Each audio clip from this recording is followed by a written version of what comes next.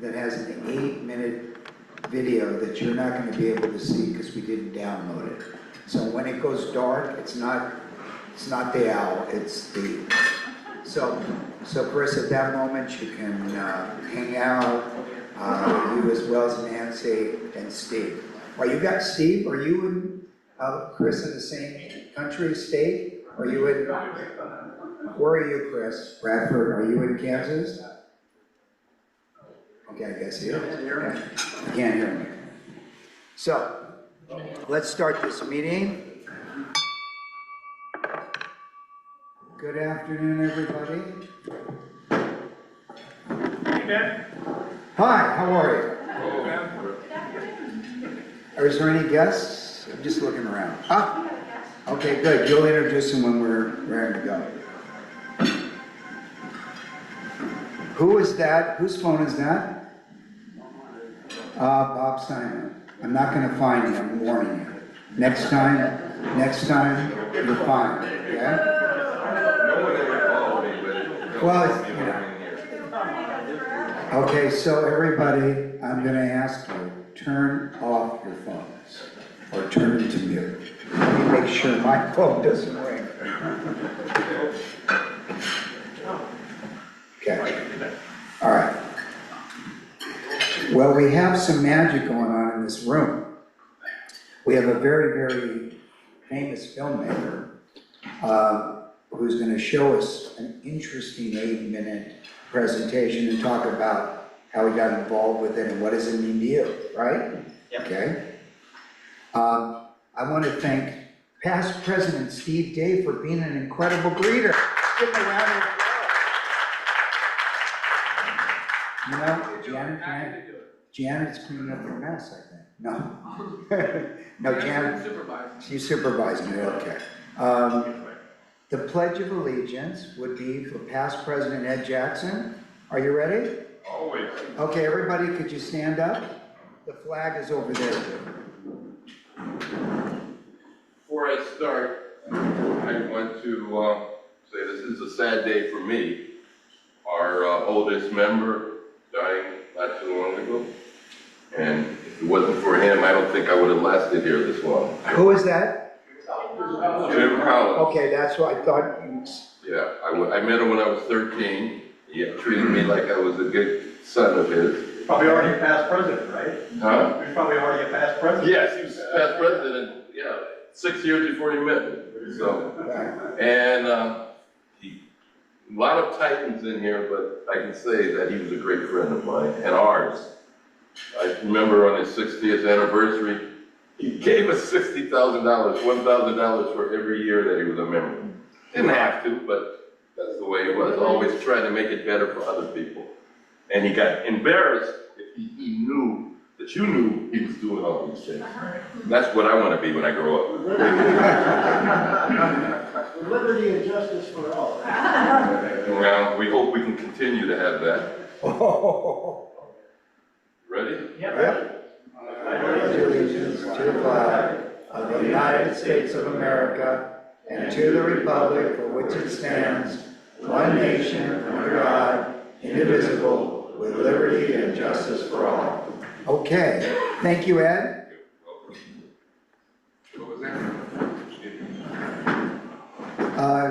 Chris is doing the thought of the day. What? Good. Are you happy about that? I'm very happy about that. All right, Chris, knock it out of the ballpark. Knock it out of the ballpark. For those of you that may know people who've been affected by the fire, I would like to bring to your attention, my sister lost her house, and I've been assisting in doing some due diligence on prefab homes. And they're not what you might consider them to be. These are stunning. And we've had several meetings with the owners of the company, and we had a 2-hour design meeting today. And it's very, very, very exciting. For some reason, my sister got selected by the Army Corps of Engineers, and her lot's going to be cleared within 72 hours, which is Yeah. a blessing. But on top of that, this company, what they can do, they can permit in 2 months, and they can have you moved in 6 months thereafter. Wow. So it's a whole different way of thinking. It's not really a compromise, but if you're interested and would like to benefit from the information that I have, I'd be glad to share with you. So I have a couple of thoughts from a favorite president of mine. Steve Day? Jim Collins. You cannot escape the responsibility of tomorrow by evading it today. Sir, my concern is not whether God is on my side. My greatest concern is to be on God's side. God's side is always right.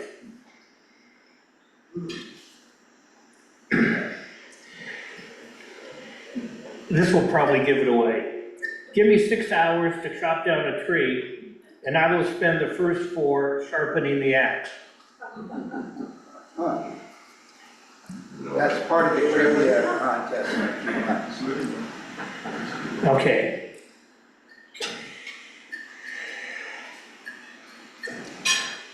You can fool all the people some of the time, and some of the people all the time. But you cannot fool all the people all the time. And this is one of my favorites.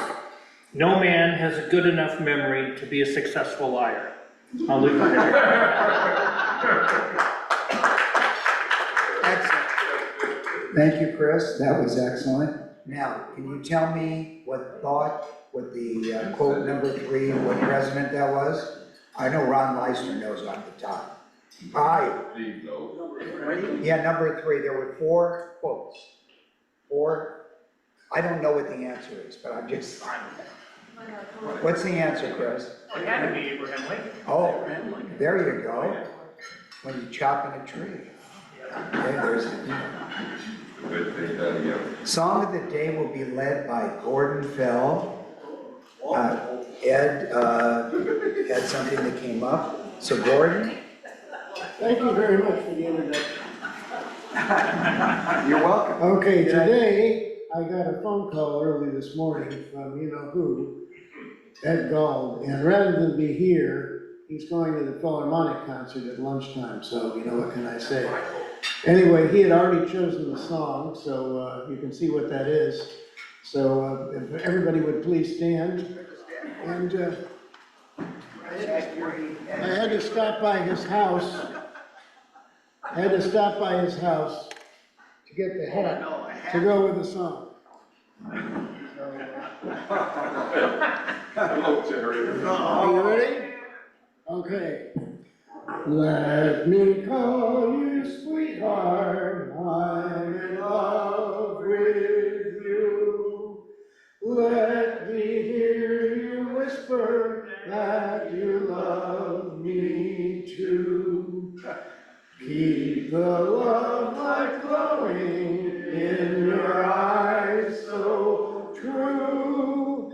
Let me call you sweetheart, I'm in love with you. Thank you.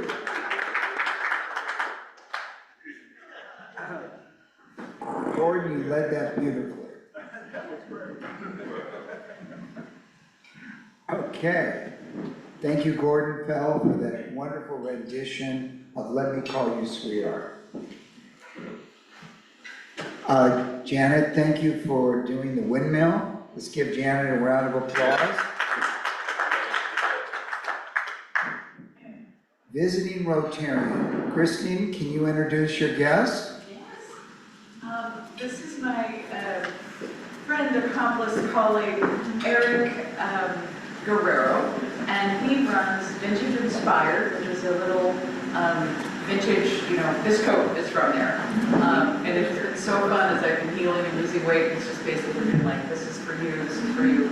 And it's such a cool store. It's always busy. So if you get a chance to check it out, it is daily, 9:50 daily, right by the In-N-Out Burger across from the gas station. Welcome, Eric. see, is there any other, yes, we know you're a Rotaract. You can stand up, Zach. Every time. He's our honorary member. Go ahead. My name's Zach. I've been coming here for this quarter, and I'll be here. I'm still Zach again. And I'll be here next quarter too. The senior, so I'll be here for these last two, so try to make it count. And then I've just been really enjoying being here every Thursday. So. And by the way, check out his right hand. Look at this. That was not from our meeting. Welcome back, Zach. I'm glad you're doing well. And so this is a recap of RIP event. Mario Cesar Martins de Carmargo. See, that's a mouthful, but that was good. Here's some of our highlights. Check it out. We were also some of the photos featured on the 5280 website. That was interesting that I got a chance to sign a $5,000 check. How about that? Yeah. Then we're going to the recap of the pageant of the arts. Dave, do you want to give a highlight? You don't even know what these are. Okay, but come quick.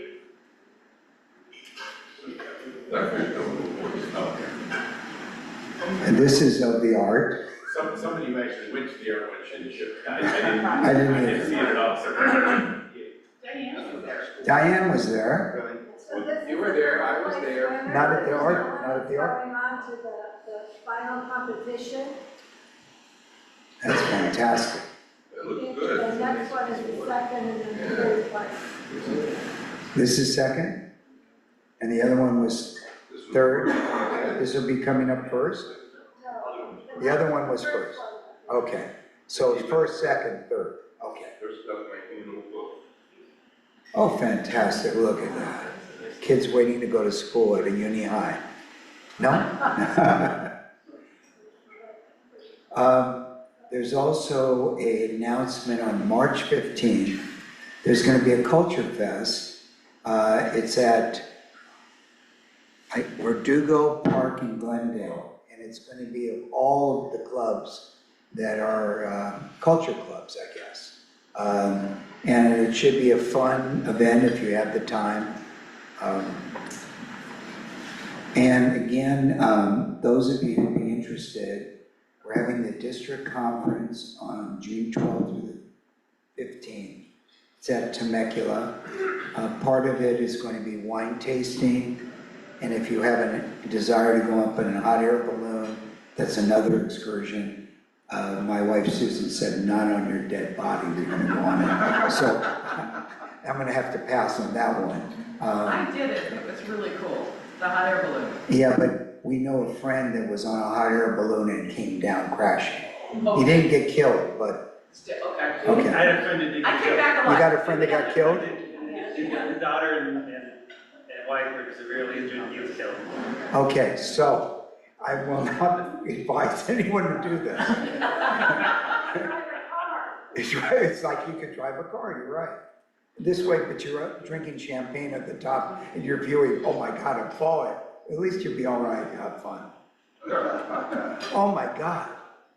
It is time for Tom Barron to introduce Jay Heit. Come on up, Tom.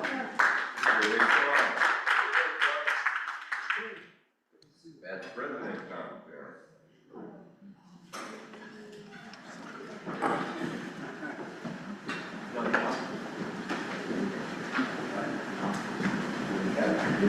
All right, it's indeed my pleasure today to introduce Jay Heit, who in the past has produced film and television programming with top studios and production companies. Although he started his career as a researcher on Flashdance and Beverly Hills Cop, he achieved prominence by producing Ripley's Believe It or Not for ABC, followed by Arthur Frommer's Almanac for the Travel Channel, and Disney theme parks producer. As a Hollywood production executive, Jay oversaw The Marion Man, Cool Running, and True Identity Productions. After moving on as associate producer of Walt Disney's Hocus Pocus, he returned to oversee a slate of high-profile films such as Operation Dumbo, The Santa Claus, Mighty Ducks 3, 101 Dalmatians, and Jungle to Jungle. Jay was then brought on by DreamWorks to executive produce the early development of Shrek, and then the 20th Century Fox went to 20th Century Fox to oversee the development of Broke Down Palace. With these accomplishments, we are in for a real treat to hear about the adaptation into a documentary film of author Heather McAdams' true story, 999, of 1,000 young Slovak women illegally deported to Auschwitz. How sad. Here to tell us that story of 999, the Forgotten Girls, is Jay Heit.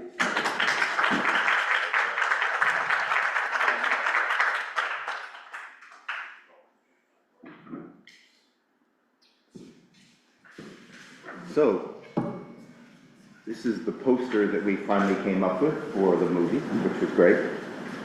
But- Jay, the speaker is right, just move it just a hair. Microphone, yeah. Oh, got it.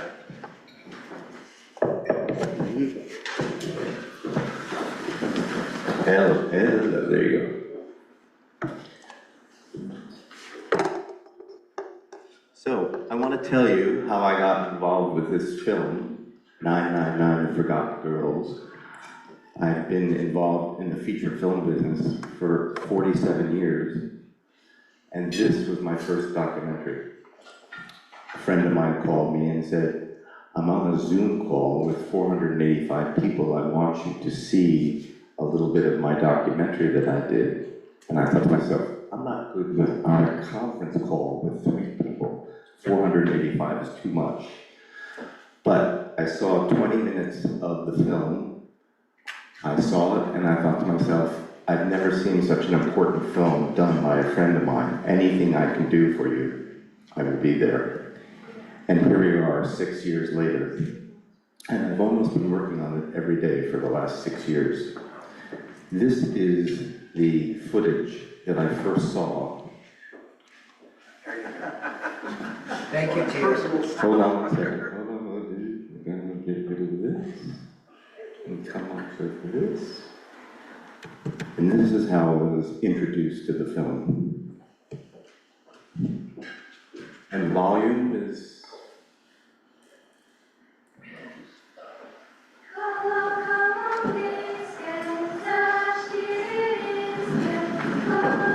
Before tragedy starts with a girl, they have been the first victims.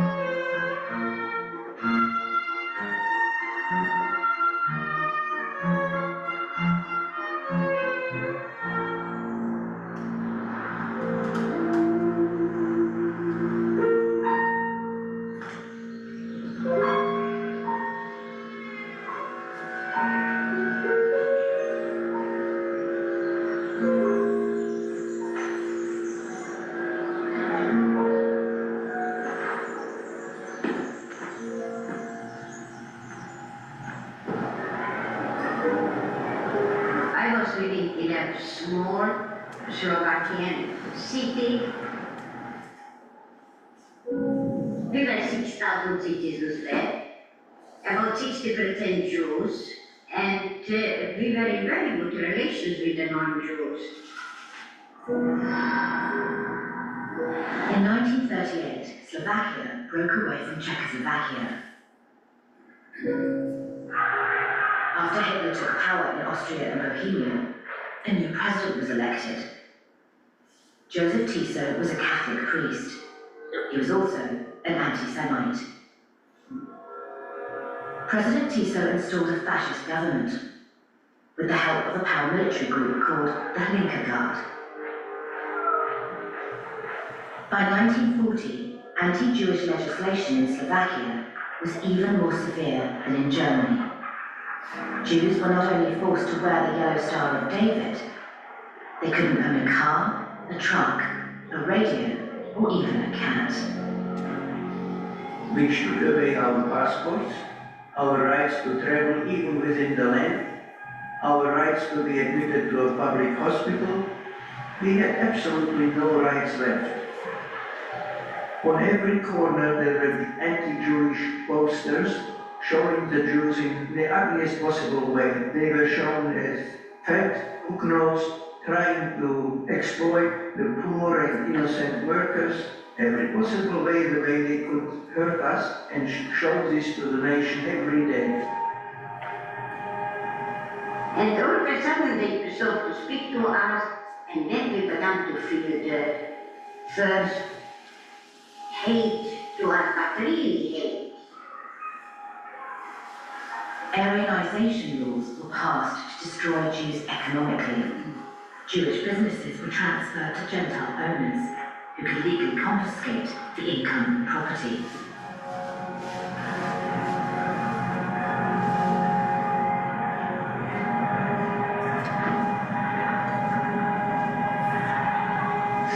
Slowly, the Jews became a mass without meanings of existence, because they didn't have any source of income.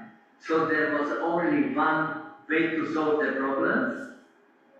Government made an agreement with the Germans that the Slovak Jews will be deported to Poland, provided then the deported will not come back.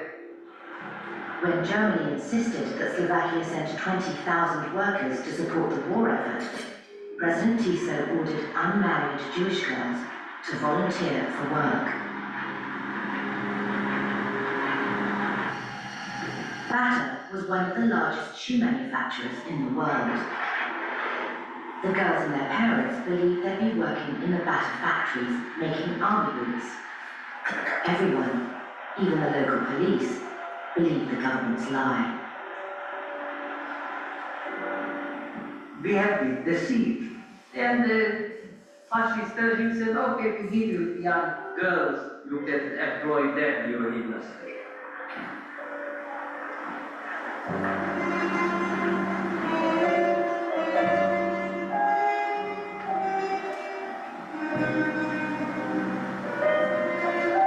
Tiso and his fascist government made a secret deal to pay the Nazis 500 Reichsmark, the equivalent of $3,000 today, for every Jew deported.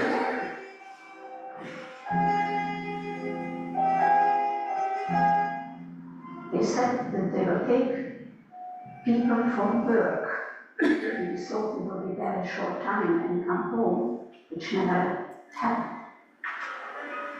One morning we wake up and we saw outside on the street, it was blue on the houses, an announcement that all the Jewish girls, non-married girls from 16 up, have to come to the school the 20th of March 1942 for work. So this was the first 20 minutes that I saw the film, and I fell in love with it. I fell in love with the tonality, I fell in love with the footage, and I was just ready to work, and I've been working on it now for over 6 years.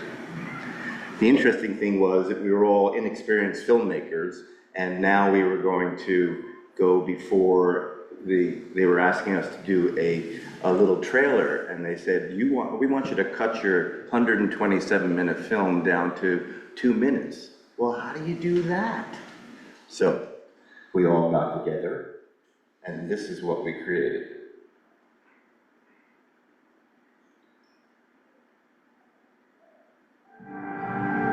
I am the 173rd Jewish woman who ever entered Auschwitz.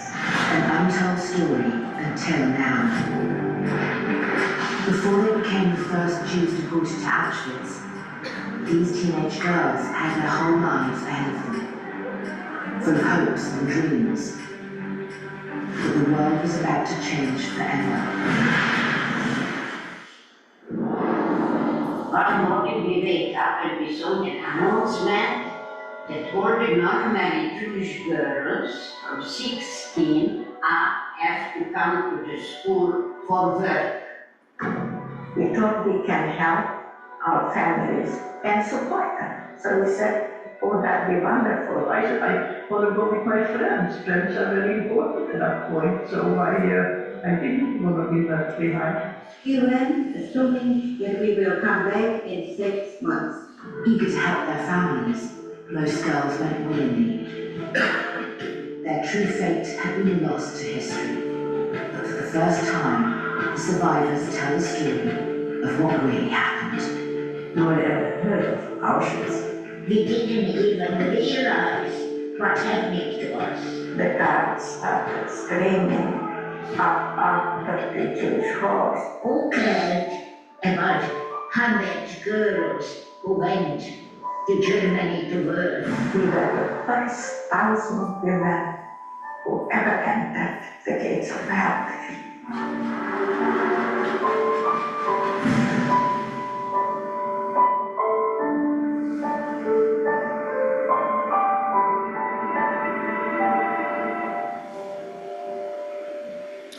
So the fact that we had a trailer that we could deliver all of a sudden changed the film, and I stepped into the shoes of being a distributor of the film, which I had no idea what to do.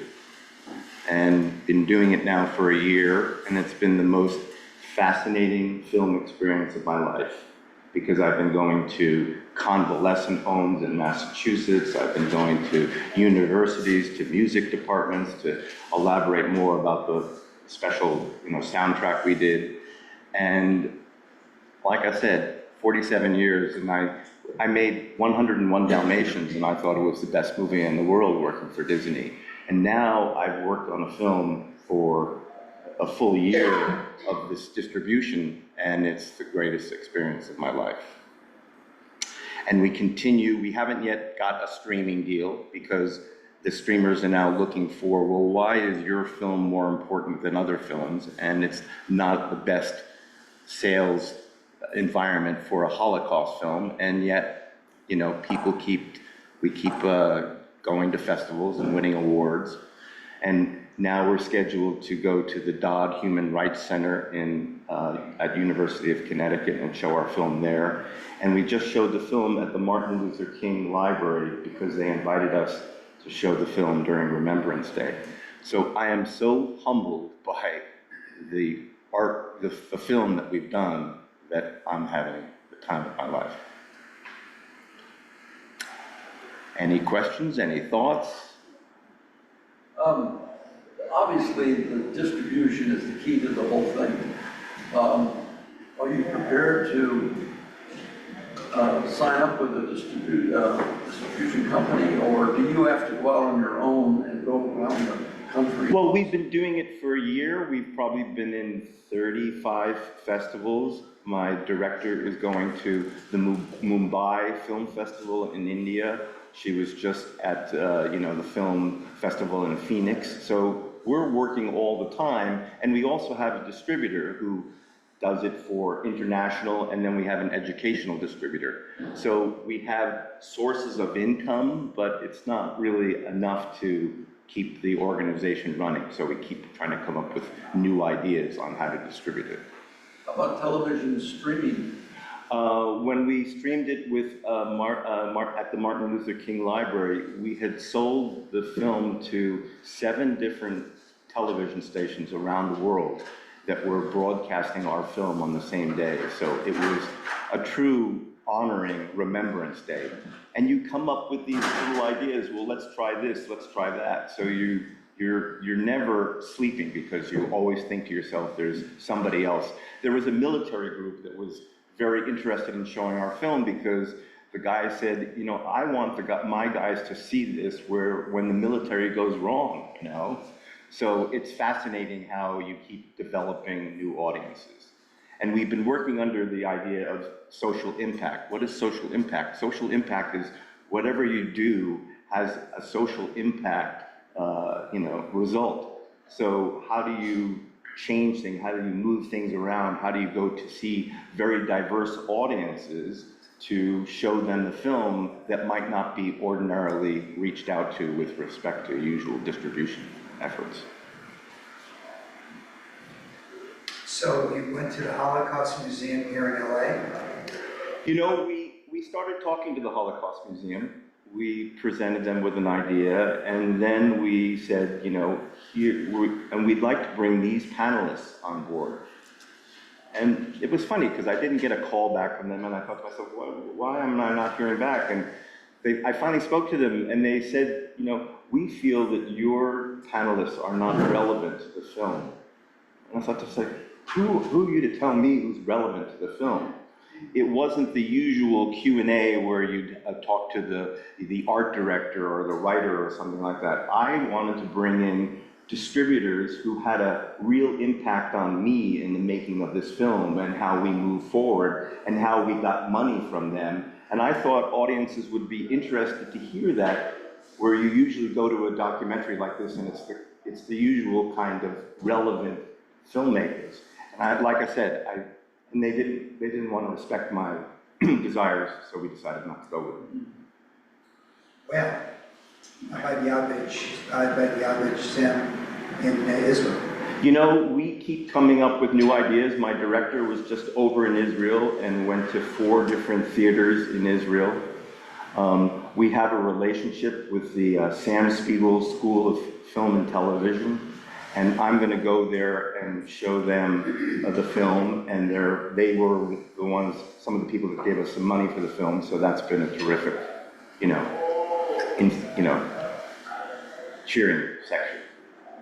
Yeah. When I was talking to you before, for the meeting, you mentioned the reference to 999. Right. Could you elaborate a bit more on what you told me about what the meaning of the... Well, Himmler was a numerologist, and everything had the 999 quality to it.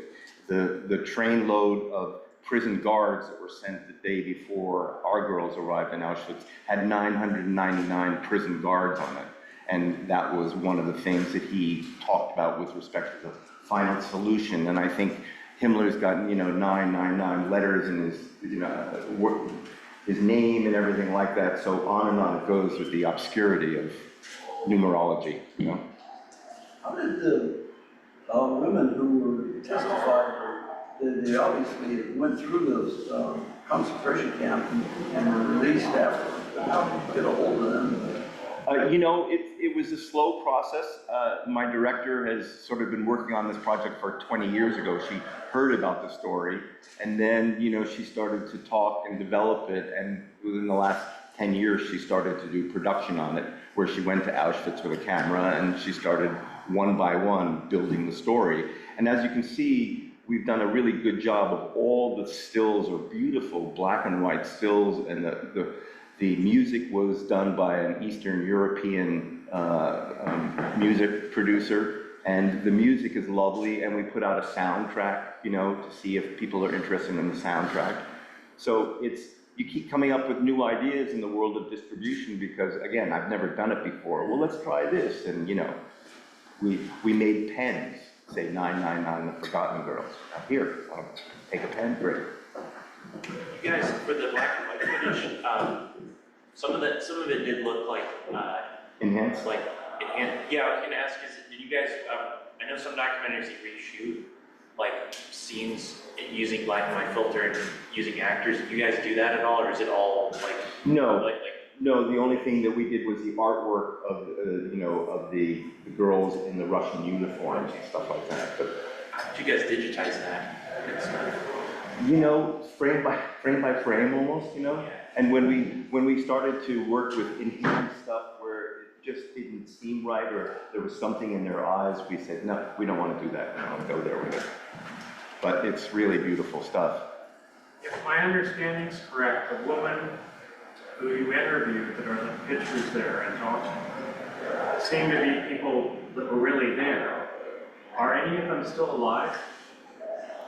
Yes, we keep discovering new people. I mean, just the other day, my director was in Jerusalem, and all of a sudden, she was told that there were one of the survivors in the audience, and it's like, oh my God. So they keep coming up, but they're now 101, 99 years old. So it's getting on their time to sort of memorialize them.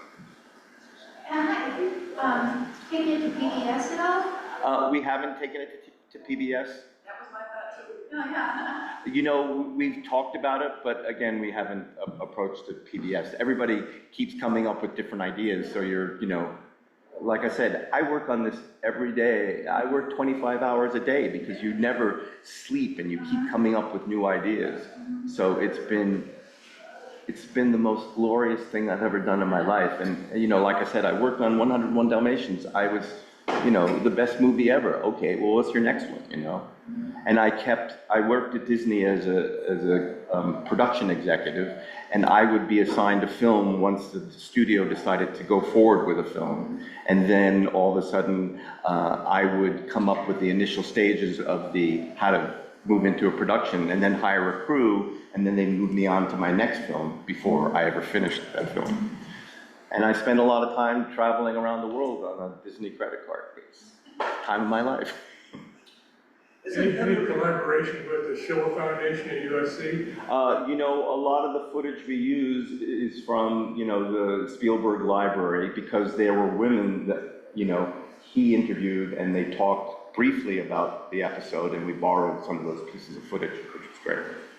Have you talked to anyone at Hillel? I mean, not just here at UCLA, but through the organization, because it's a great way to introduce another aspect to the students. We've talked about it, but we haven't gotten the key to open that door. So I'm going to recommend you stick around. Yeah. And I'm going to introduce you to the director here. Uh-huh. Walk right into his office, and maybe he can have a film festival here. Right. And then you could invite a lot of people in Hollywood. No. I mean, we were talking about doing a program from Yamashoa. But it's just, we're looking for a theater at the moment, and now it's getting a little bit too close to that time to promote it correctly. You were talking about a story when we were speaking, that there were how many Slovakian Jews and how many are left now? Yeah, one of the numbers that I saw was in 1935, I think there was 135,000 Jews in Slovakia, and today the latest number is 2,500, and you think to yourself, I guess the final solution worked in Slovakia. And you mention that to a couple of Europeans, and they say, well, it also worked in my country too, or whatever. So it's just been quite an education that I've had. Wow, amazing story. Yeah.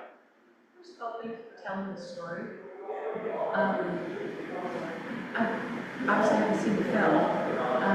What strikes me as very interesting is that 20% of our population has survived, maybe not this specific war, but something very similar to what you're saying with the military. People are starving for guidance on how to survive.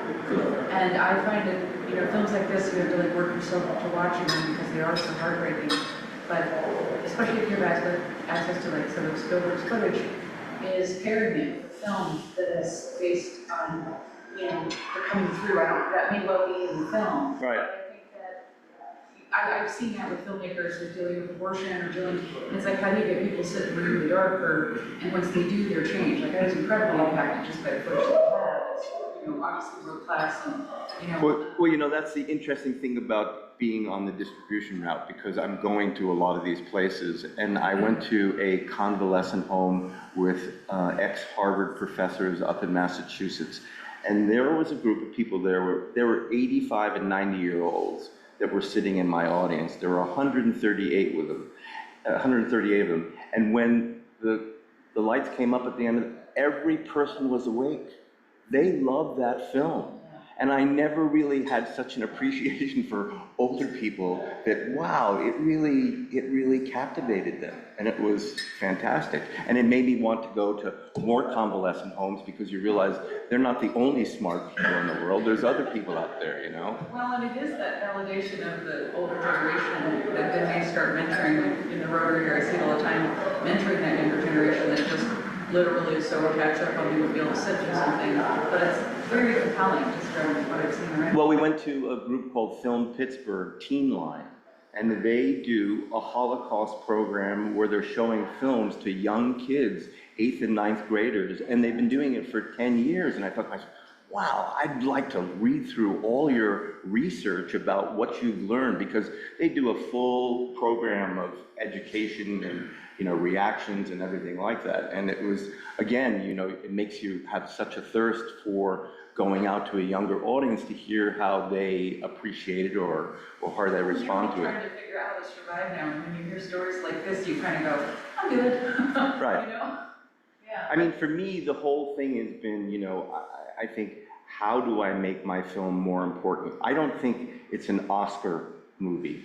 My director wants to do what they call four-walling, where you rent theaters in Los Angeles and New York, and you have them open for 7 days, and you have a total of 40 screenings, and well, you have to pay for all that, and you also have to pay to get an audience in, and it just doesn't seem worth it if you don't think it's Oscar-worthy.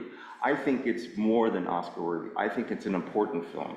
And going out to the Dodd Human Rights Center and appealing to them, and going out to all these organizations, are just a fantastic, you know, knowledge of how people are thinking about it, you know? We're going to a school called the Burley School in Manhattan, which is an all-girls school. Well, this school has been there for 140 years, and they've invited us to show the film to their community. Their community is lots of high-end diplomats in New York City and everything like that. It's going to be a fascinating group of people, and I'm so interested to hear how these kids are going to react. What are they going to say? Are they going to be intellectual, bright, or how are they going to react? I don't know. But it's, you know, like I said, I've produced films my entire life. I never thought about the world of distribution. Producing seems almost easy because you have a blueprint and you know the film you're trying to make because it's written down. Distribution, you have no idea what you're doing. You know, you call this person, or let's try these people, and, you know, it's sort of fascinating. But, you know, You're playing a role as a salesman. well, I am a salesman, and you know, I'm so excited about my life. I'm 70, I just turned 73 years old. I can't wait for tomorrow, because today was so good. So I can't wait for tomorrow, because something else is gonna happen. Can you tell us a little bit more about the story? The story is telling the stories of the 13 women who are our main people that were there for over 3 years.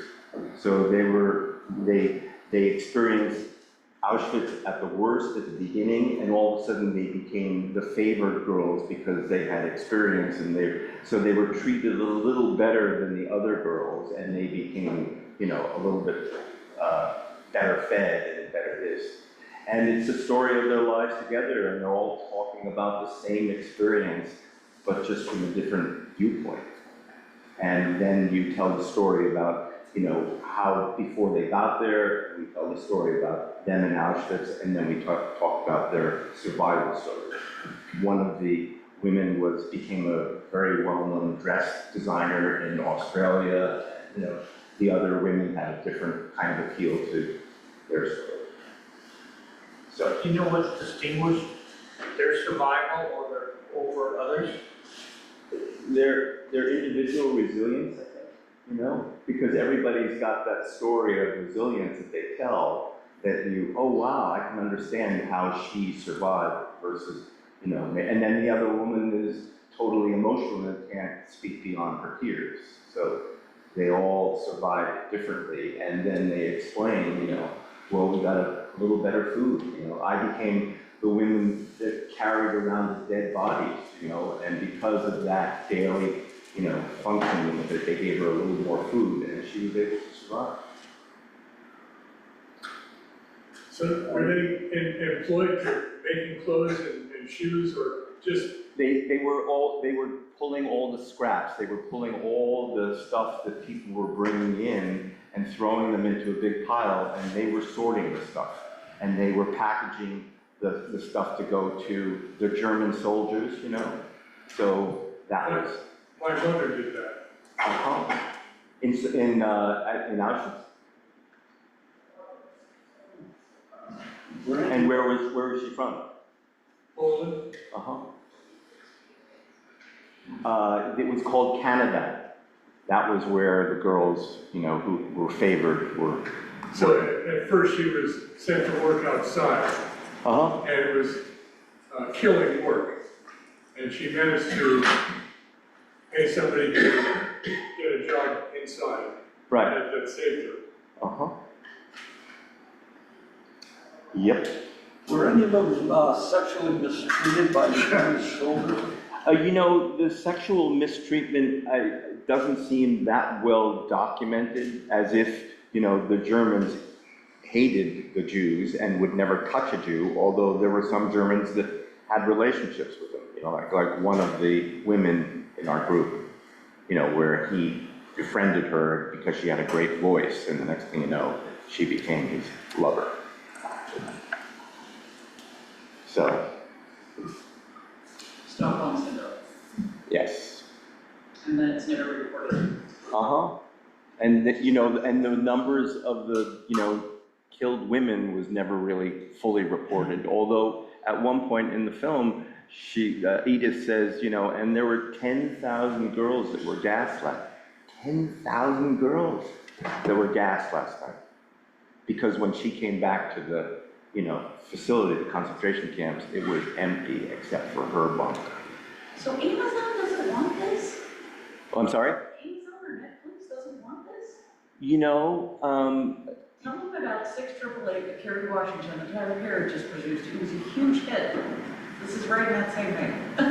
My 2 cents. well, you know, I just feel that the way people react to this, they're emotional, they tear up, you know, and they start holding me and shaking me. It's like, yes, and they're so happy that I made the film, and it's like, who would have ever thought? I mean, I never got that with Dalmatians, you know. Oh, I love Dalmatians. Yeah. Dogs licking. Yeah. Was it the Glenn Close one or the Disney? It was the Disney. Yeah. 101 with Glenn Close. Was that one? And I had, you know, I was the guy at the beginning of the stages who had to go over to England to set up the breeding program with the English people. Are you kidding? They were not nice people, but all of a sudden when it became financially, you know, nice for them, all of a sudden they started to work more closely. But the press was trying to jump over Shepperton Studios' walls to see how Disney was mistreating the Dalmatians, which was, you know, always interesting. And then I worked on a film called Marrying Man, which was my first Disney experience, and it was with Alec Baldwin and Kim Bassett. And I introduced Kim and Alec one day, and they met on the set of our film, and they subsequently got married. But Alec Baldwin threatened to kill me on that movie. And it's in an article where he said, I'm gonna kill him, as he marches down to see Jay Heit. And I thought to myself, Jesus, I should have been more aware of what he had the propensity to do, you know? But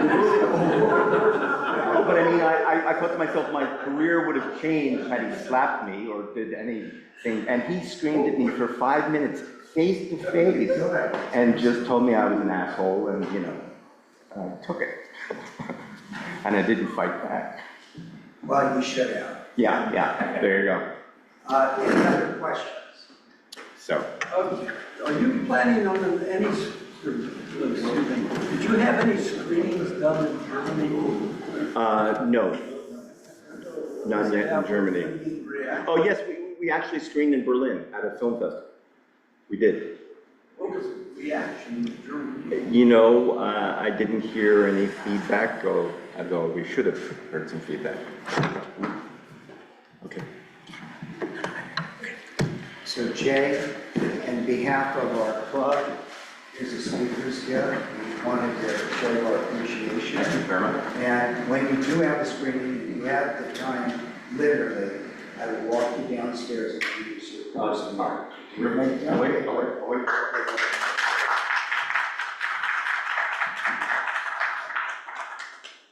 Well, we're going to have a couple of people that knew Jim Collins really, really well come up and talk about their memories of him, since today we're sort of honoring Jim Collins.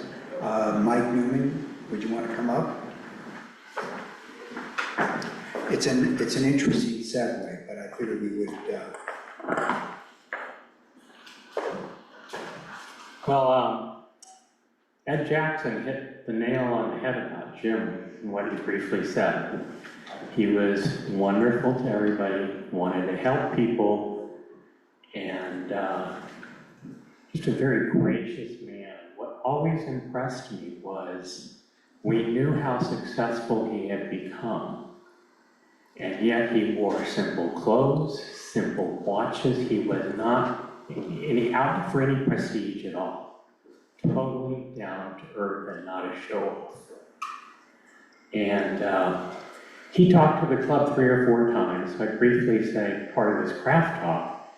Yes, he went to UCLA, as Diane pointed out, and I also want to point out, as Diane wrote in her email, he was active in his church and so many community things, and so financially helping organizations across LA, Westwood, and the country.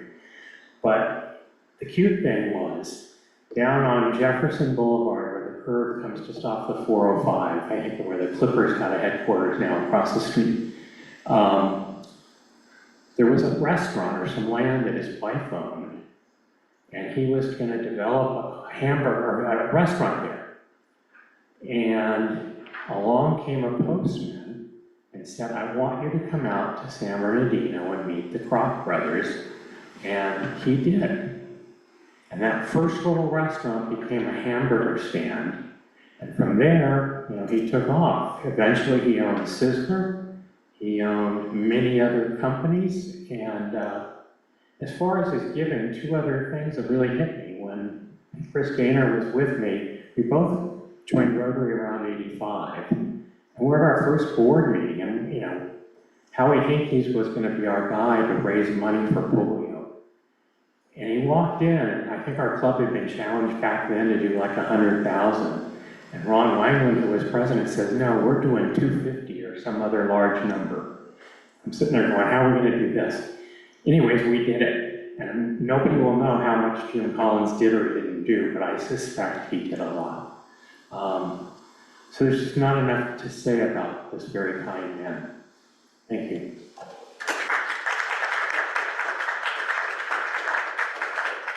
By the way, we have another 5 minutes. Does anybody else want to talk about their feelings about Jim? I did not know him, so it would be like, I knew he owned Sizzler. That's all I could tell you. His bigger business was Collins Foods International was one of the largest Kentucky Fried Chicken franchisees. I think they had over 200 stores, does that sound right? 200 stores in Southern California, and another 100 in Australia, which I think they may still have. And he finally got out of there, and they started Sizzler as an offshoot of that business. It was a New York Stock Exchange company, by the way. And they finally sold out of that business because Pepsi wanted back franchises in Southern California because they needed critical mass to change the menu. And you don't have enough company-owned stores, you can't change franchise menus, so they needed it. And frankly, that's, for lack of a better word, when Jim monetized his long-standing investment and work that he's gone through. Ultimately, Sizzler didn't do well in the long run, but it was successful at the run. Thank you very much. Well, I have one quick murder story. Jim was president, I think it was 1964. 62, but his international convention that he was going to answer to was at the sports arena, which is in there. So basically, instead of a plane ticket, he got a bus ticket. There you go. Yeah, he went the next year. Okay. Yes. Well, I remember, I was in the club, but I remember when he would bring special guests to Rotary a number of times, and it was Colonel Sanders. He had a personal friendship with Colonel Sanders. So Colonel Sanders. Was there actually a Colonel Sanders? I forgot to mention, Ed Colonel and Colonel actually with Kentucky Fried Chicken. I think at one point Jim had everything west of the Mississippi. And the other thing I forgot to mention is, Terry mentioned, he had Collins Food there. We used to have 25 Japanese students come every summer as on an exchange, and we'd send 25. Without doubt, Jim always hosted the students for a day, touring the center and offering them lunch. That's the kind of guy he was. Well, then, I'll give one more. okay, Terry. The Boys and Girls Club in Venice, except in Venice, right here in that general vicinity, we're building a new facility, and they hit a huge problem. It had to do with the way the foundations were designed. Of course, Jim loved that, he's a civil engineer by training. But the bottom line is, they needed money to fix it. He just gave it to them, $2-3 million, and he refused to have his name put on the building. And they said, we don't care, it's still going to build it. So it's now the James A. Collins Boys and Girls Club. Fantastic. Does anybody else have anything they want to share about Jim, or anything that's on one's mind? We have 3 minutes, because 3 minutes. I'd like to say something about Jim. Oh my God, a voice. Oh, yeah. And Steve. I knew him. Oh, Steve, you have no idea. We can't see you. It was like, yeah. I knew him in many different venues, and he was just a master with people. And if I would be talking about certain things and he would disagree with me, either in business or in some charitable organization, he had a wonderful way of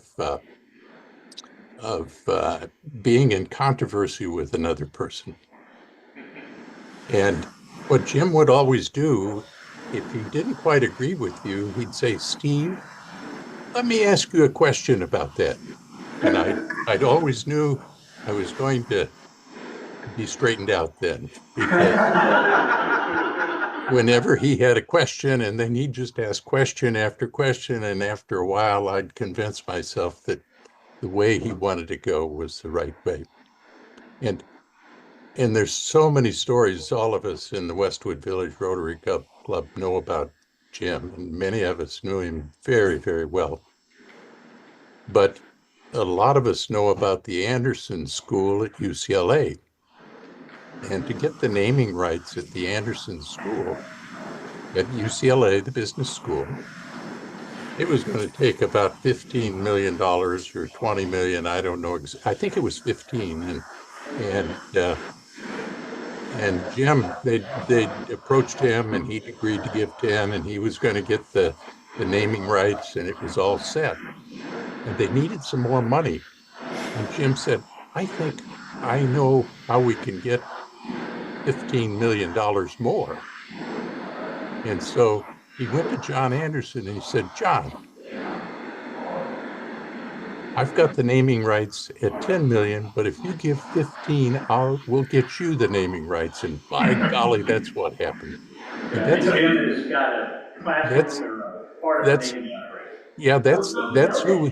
who he was. His ego was not so large as many people who had the types of accomplishments he had. A great man, wonderful man, a great Rotarian, I must say, and we'll all miss him. Yeah. That couldn't be said any different. Thank you, Steve. A couple footnotes. Next week, we're having, in honor of St. Patrick's Day, Gibnet, I think that's how you pronounce her name. What is it? Gubney? Gubney is going to talk about James Joyce. And I will not be here for 2 weeks. Yeah! But I know you're celebrating, Tom. You're gonna be running one of the meetings. But I just want to say, I'm gonna enjoy where I'm gonna be, not think about Rotary, because I know it'll be in good hands. So with that, the meeting is adjourned.